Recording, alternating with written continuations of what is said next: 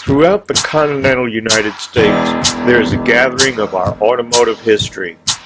Most of you will not get to see or experience these icons of our youth, but I will, and I want to take you along with me on this wonderful journey.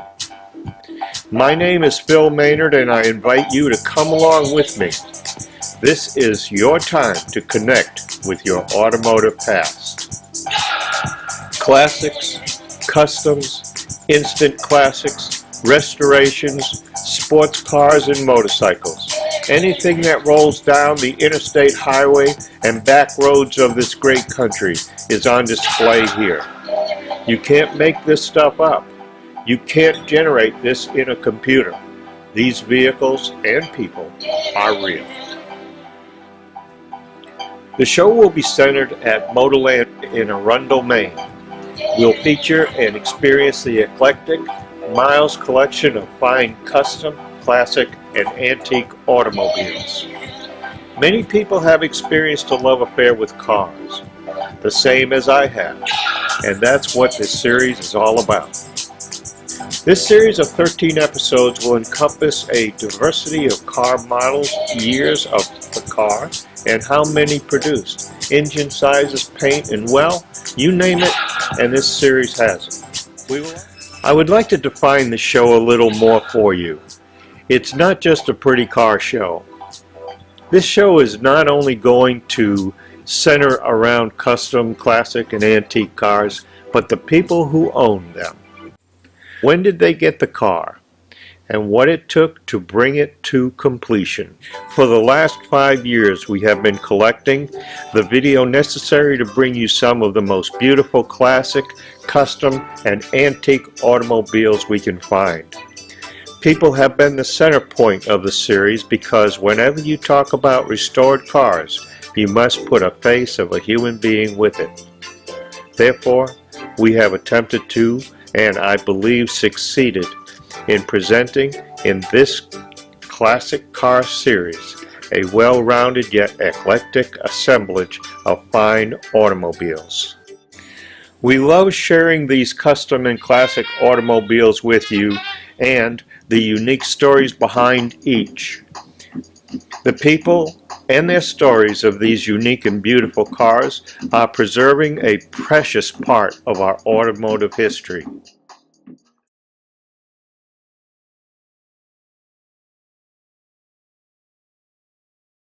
Dennis Gendron.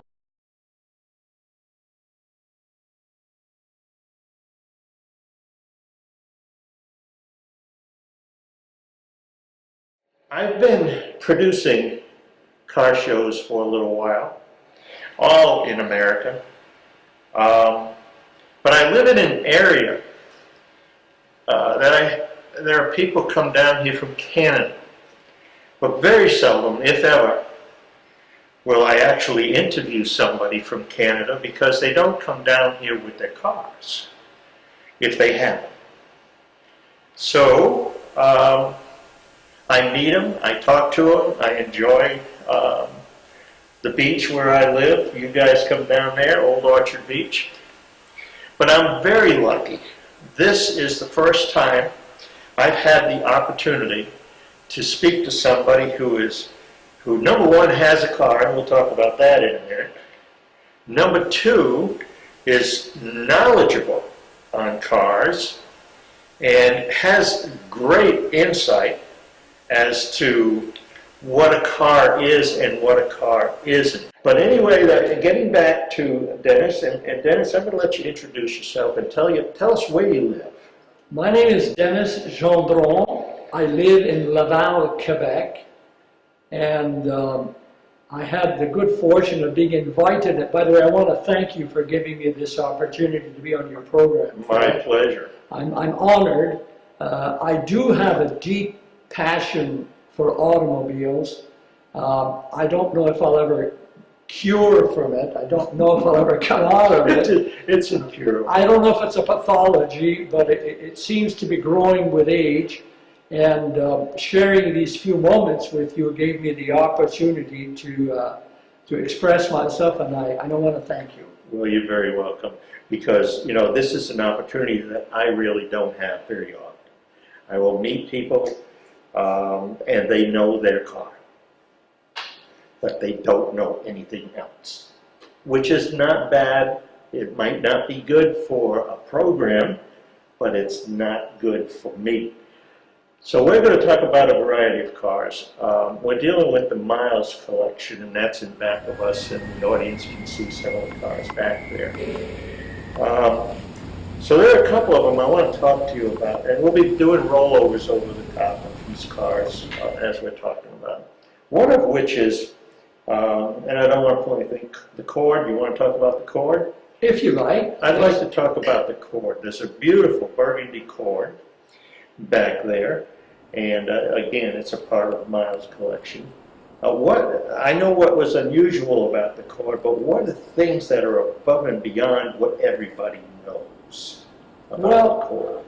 E.L. Cord produced the first quantity of front-wheel drive cars in America.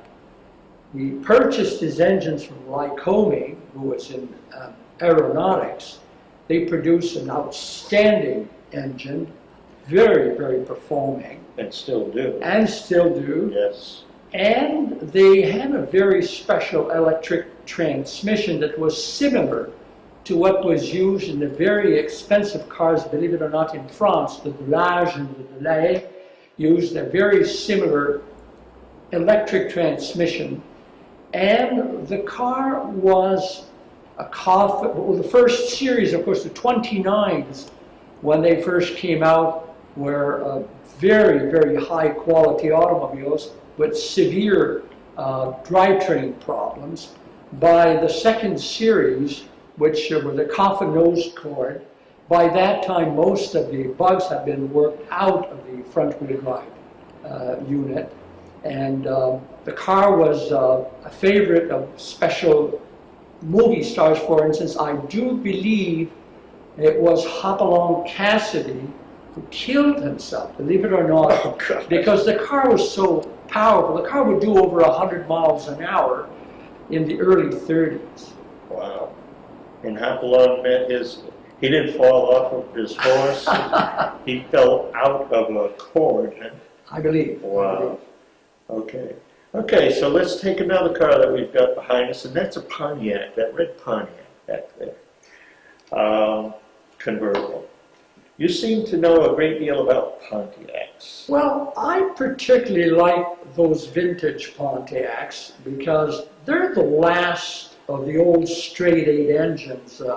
Ken Hannibal had designed that engine for Pontiac in 1933, the 6 and the 8. Produced an engine that was very, very reliable, economical, and quite powerful, and it was the lowest price in America. When we came to the 50s, by that time, most manufacturers and most direct competitor to Pontiacs had a V8. DeSoto had a V8. Mercury, of course, had in 54 the new overhead valve V8. DeSoto had a V8. Almost everybody had a V8. And the ones that didn't hurt themselves severely, we're talking about Hudson and Packard and Nash. But those old Pontiacs can give you the straight-eight feeling and sound that a lot of people who are nostalgic about the feeling of an old car can still find with the 53 and 54 Pontiacs. Well, I had an opportunity to go for a ride in that particular Pontiac. That would be one of the cars that I wouldn't mind taking on a trip. But yet, you know, we all own, or the majority of us own, more modern cars. We'd have difficulty in that car after the first 50, 60 miles. But it grows with time. Yeah. I personally own 3 of these Pontiacs. I have 2 54s and a 53. And I do go on trips, I would say, Phil, under 100 miles. You're quite comfortable. After that, we're spoiled. you realize that that was the type of car that appeared on I Love Lucy. When Lucy and Desi were moving to California, moving the show from supposedly the New York brownstone thing, the Copacabana or whatever, I've seen and that. they were moving.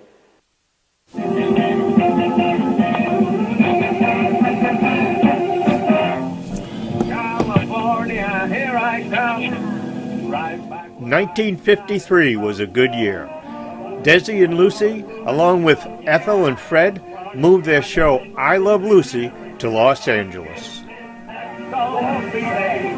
That's why I can contemplate. Open, go, California, here I come.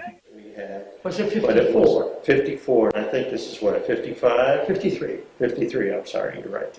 So just a year difference, that type of thing, but there were a number of differences on the car.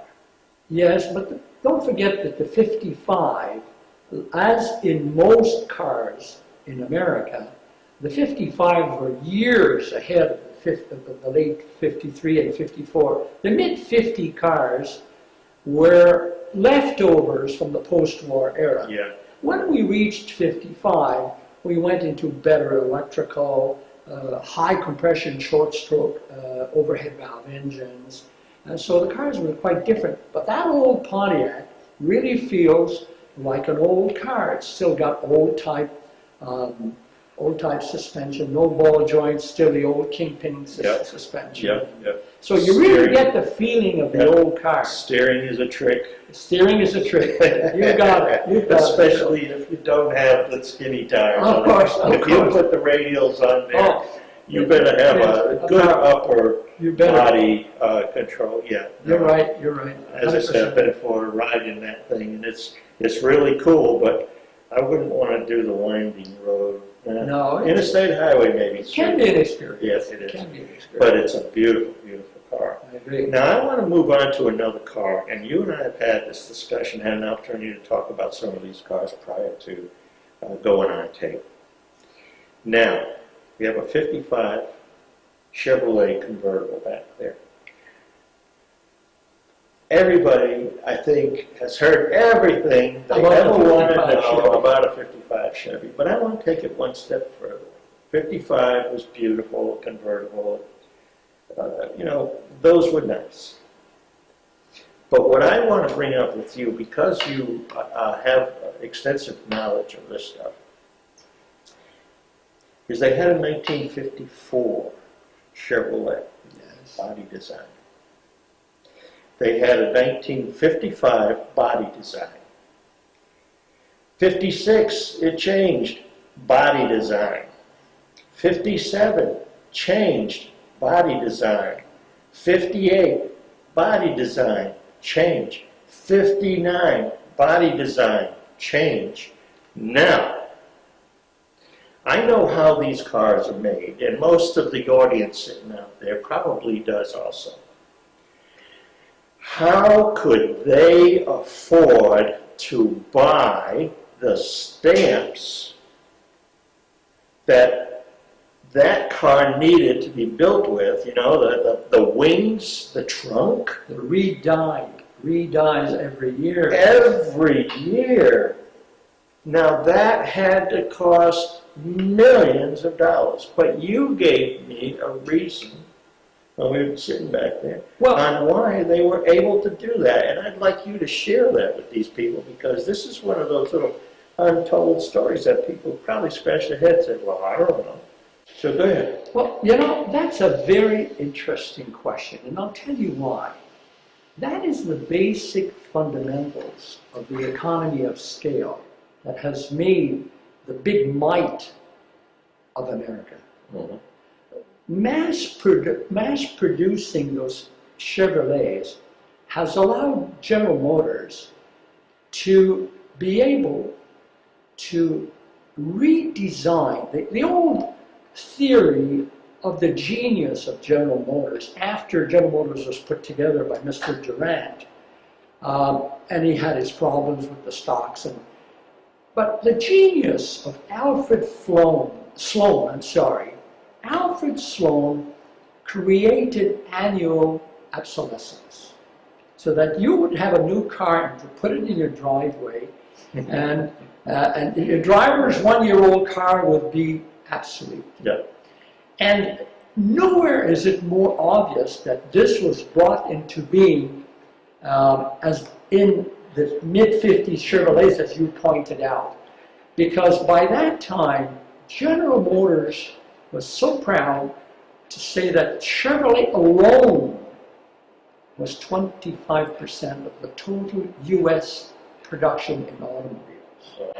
So they could afford to redesign these cars and create new dies to modify them annually.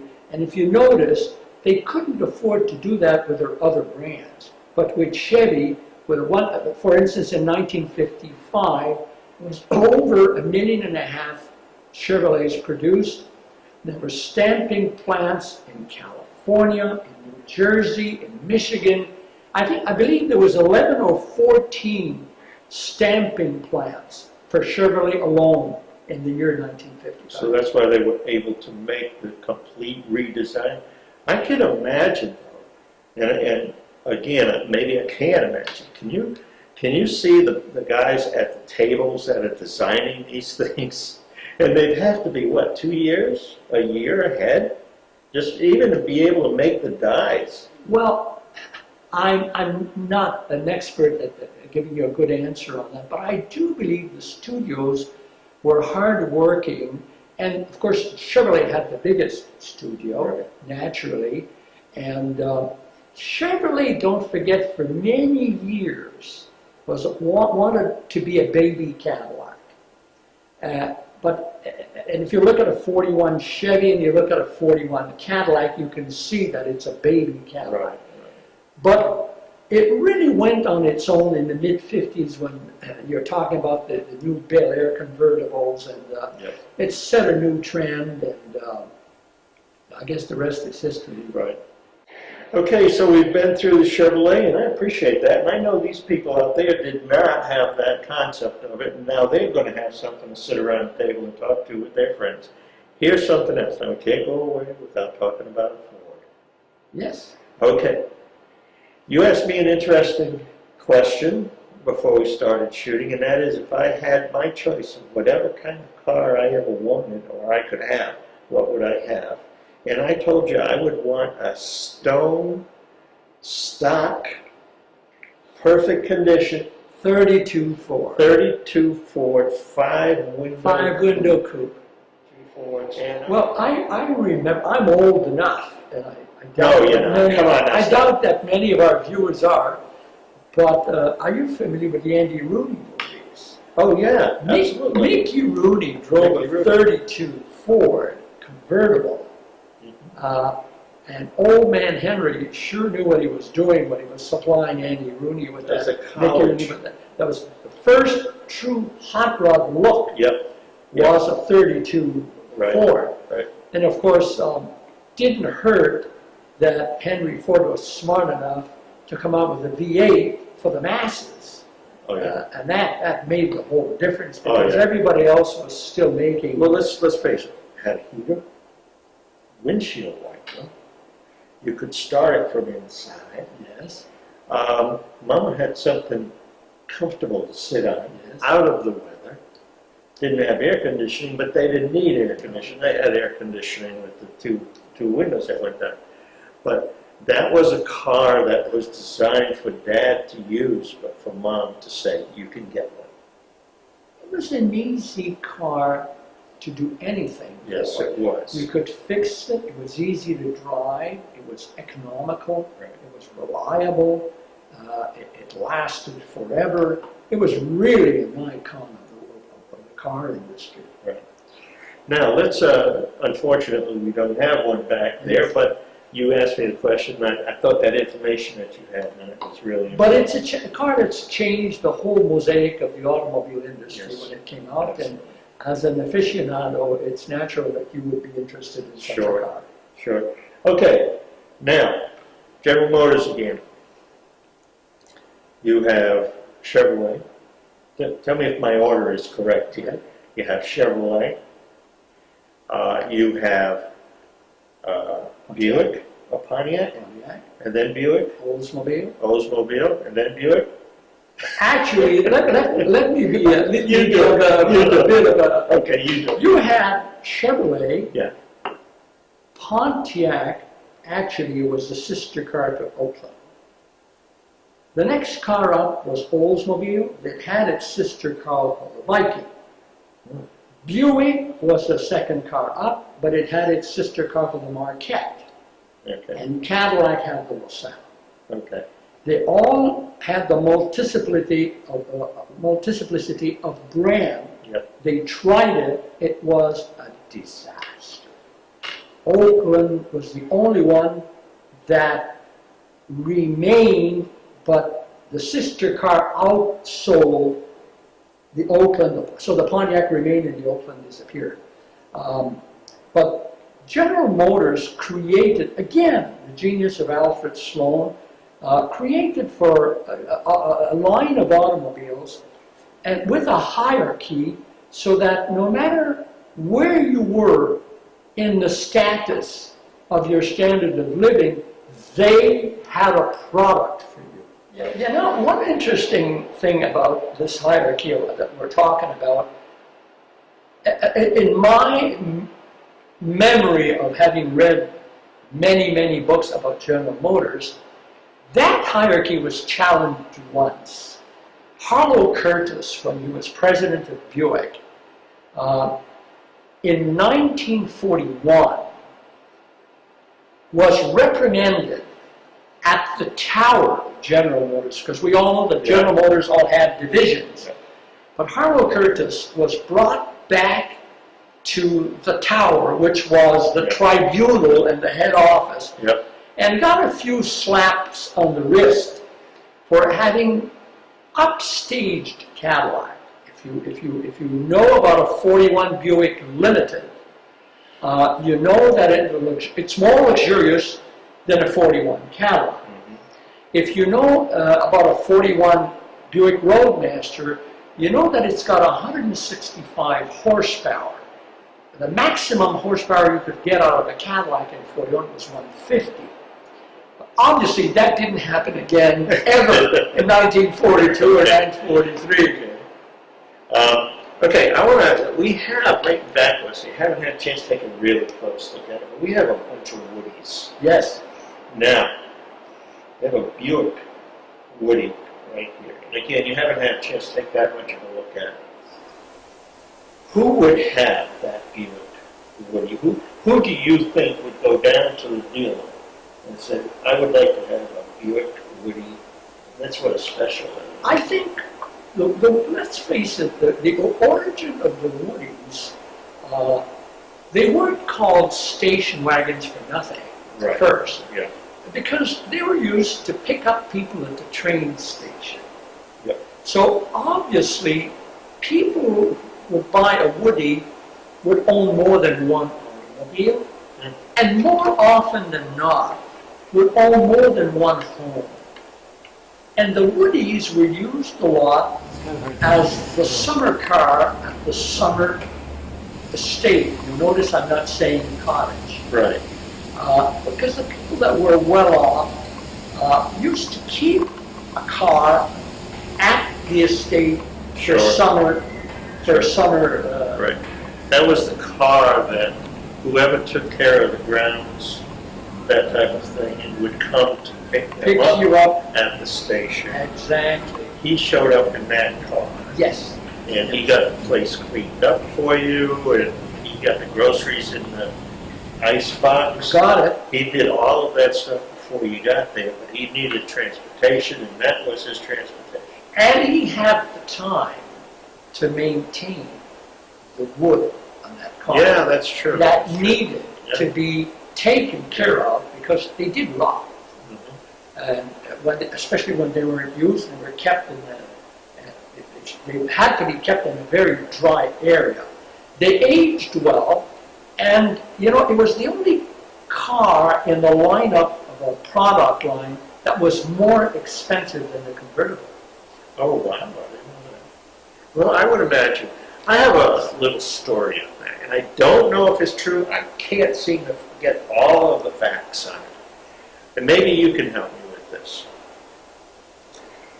Woodies came about primarily during some hard times for the boating industry. Yes. There were people down in like New Jersey that built this boat called a canal cruiser, all wood, and beautiful joinery and everything. It was narrow. That's why it was called a canal cruiser, because it could get up and down canals. But it had a Kennedy handle. You saw him sitting on the back of that thing. That was a canal cruiser. Okay, so anyway, they were very popular with rich people. Well, when rich people don't buy, what do? They're not going to go, you know. So, those people needed work, and they saw the possibility of getting the car to a certain point without doors, without this, without that, basically to the top. And showed Henry one, showed him around, built him up, showed him around. And if you'll look at the Woodies, especially the early Ford ones, you'll see that all of the joinery is just exactly like they did on boats. And that was only done, that wasn't done with cabinet makers, that was done by boat people. The ribs that run down, Were they cedar? I don't know, you know, but whatever, but they, the ribs on the roof. It did. I've seen. Yes, I've seen the. There's no doubt there's a similarity in the the work. covering of the roof on the early ones were straight off of the covering that you would find on the tops of Phil, canal cruisers. Phil, if I may interject, you're, Sure. you're very, obviously very knowledgeable. No, seriously. But as we know, the manufacturers of these woody wagons often had them contracted out. Yes, They never made that in-house. right. And I do believe they were contracted out to people who were related to boating. Well, again, if you look at old boats, the joinery on those boats, it's almost impossible. You'll break the wood before you break the joinery. Yeah, it's beautiful. And again, Woodies have come a long way, and I'm going to say the last 10 years as far as value is concerned. We've had a couple of people in here that have looked at these Woodies that we have in here, and then you go outside and take a look at theirs. I mean, it's beautiful. So we're going to have a Woody show here, and I'd love you to come down and take a look at it. If I can, I will. Okay. So is there anything else out there that you saw that you would particularly like to talk about? We have a Packard. We could talk about the 1954, if you like. 1954. Yes, Beautiful. that's a popular car. Good story behind that car, that model. As you know, old man Henry didn't want any major changes to the cars that he was building when he was running the company. And so by 1948, believe it or not, Ford was still using a semi-elliptic suspension, which means leaf springs basically. And that belonged in the buggy, came from the buggy era. Yes. And Mr. Ford himself didn't want his son to move forward with regards to the re-engineering of the 46, 47, 48. By 47 he was gone. But and that got Ford into deep trouble financially. And so when Mr. Ford passed, engineers went very, very quickly to work, and they created the 1949 Ford, which was very, very ahead of the previous model, obviously with the new suspension and a completely new design. But because the company was strapped for cash, the car was produced way before the usual road testing that had to be done on a mass-produced product, or else the repercussions can be terribly expensive for the manufacturer. But the 49 came out and was a so-so car. But when the 1950 came out, Ford announced that they had corrected about 158 problems with the 49 discrepancies. Yes. And I remember the word discrepancies. Yeah. But by 1950, they really had a very, very fine product, and it gave Chevy quite a ride for its money. You, and I didn't tell you this, but you know what my very first car was? 54. A 54. It was black. It had a white interior, custom rolled and pleated. It had a Pontiac, when I bought it, it had a Pontiac engine in it and a 4-speed transmission. Oh, Yes. So my brother, service station time now, he says to me, well, you can't have it right now, we're going to do some things to it. So I said, okay. Well, probably about 4 days go by, and I hear the car coming, and see it, and it pulls in, and my brother gets out.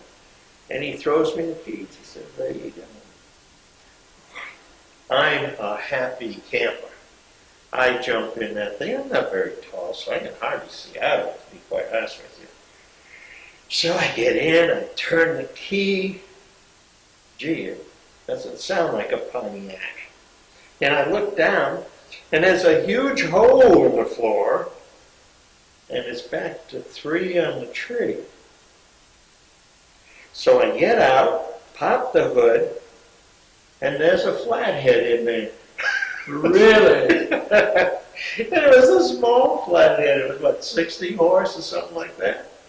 So I go run in and say, what happened? He says, well, you know, if you were to take that car, you'd probably kill yourself. And because it's your turn, age-wise, to start taking Mom to the doctor, to take her to the grocery store, we don't want her riding in the hot rod. It'll go fast enough. That'll get you where you gotta go. And you'll look good when you get there.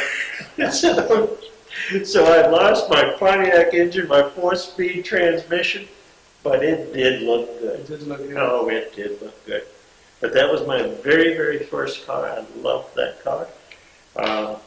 What they called shoebox. Yes, That's yes, what the they call shoebox it. floor, Yep. 50, 51, Yep. 1949, 50. Yep, yep. You know, there's a car here that we should say a few words about. It's that 1941 New Yorker Woody wagon. The Chrysler. The Chrysler. Yes. You know, the Chrysler story is probably the least well-known of the three big makers. Everybody knows about Henry Ford. Yeah. Most people know about William Crapaud-Durand, who Sure. created GM when he bought Chevrolet from the Louis Chevrolet Racing Brothers, and et cetera, et cetera. He bought Buick from David Dunbar Buick. But Walter Percy Chrysler always gets the last, how should I put it, a space of time. And he was actually quite a genius at it. When he came out with his cars in 1926, he bought Maxwell, I think, in 1925. Right. But he came out with Chryslers in 1926, and right away, the cars were ahead of the competition. They instantly had hydraulic brakes. He invented, and his mechanics, of course, his engineers, invented floating power. This is the first engine built on rubber mounts. It would sound inconceivable that we would bolt a steel engine to a steel frame and not think of putting an insulator between the Right. two. But Walter Percy Chrysler thought about that. You know, he had worked for Buick before. He had been a mechanical engineer as a young boy, self-trained. And when that 41 Chrysler came into being, Chrysler was making a very high quality product for the time. And when you said about your brothers that they sat at the table and they each defended their own fort, in other words, the brand Yes. that they Yep. drove, Yep. You know, the old Uncle Harthers of this world drove Chryslers in those days. My father was the one sitting at the table with the Chrysler. And I didn't know, I mean, Yeah. we're not making this up. No. Because the cars were a little stodgy. They weren't as flashy as they didn't have Harley Earl as a designer Right. at Chrysler. And K.T. Keller was the president there. You know, his old principle was that the car has to be built so that the ladies can sit in the back seat with their hats on. Yeah. So it always created a different shape, but the cars were extraordinary quality. The ride. The ride. The ride was what The my ride. father used to say. I'll get into the back seat of your Chevrolet with a drink in a martini glass, and he said, I won't take a drink, and before you get to me to where I'm going, it's empty. Empty.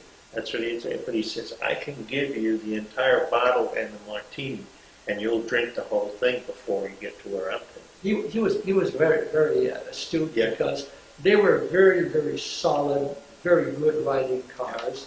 And the history, in my opinion, and I'm fundamentally a General Motors fan, but I respect the Chrysler of that area tremendously.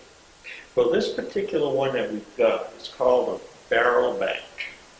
It's a Woody. I have never seen another one like it. I don't think they built that many of them, and we're lucky Was enough rare. to have one. It was rare. And I mean, you can see it's just pure, the workmanship, the craftsmanship on that thing.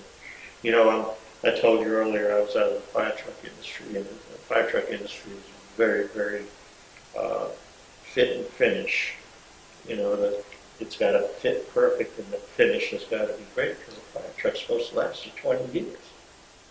So, when you take a look at some of the cars that were being put out in that area, fit and finish wasn't that good. You could run a marble down the hood and fender line, The tolerance. and before it got halfway down, it was falling off over here. You know, it didn't follow the line. But I'll tell you, with that Chrysler right there, you can run a marble across any part of that thing. Perfect. And the wood is still perfect. We'll be taking a look at all this stuff. We're taking a look at it right now, actually, because I'm going over the top. Okay, well, listen, I'm going to hope that this is just the first of a series of discussions I have with you. We got a lot of tape here, and we're probably going to have to cut this up a few times, but that doesn't matter. I want to thank you for coming here. Phil, I want to thank you. I'm going to tell you. I want to thank you for giving me the opportunity. Well, let me Thank tell you very much. I want to thank you for being a part of this industry, and the world is better because of you. Thank you so Because much. now there are probably a few thousand, maybe 100,000 more people out there that know stuff that's much younger than you and I. It's going to carry this information with them for the rest of their lives. And they will have something to talk about that's positive. That's the name of the game. You've said nothing but positive things in this whole discussion. Again, Thank you again. very much. Thank you. Okay.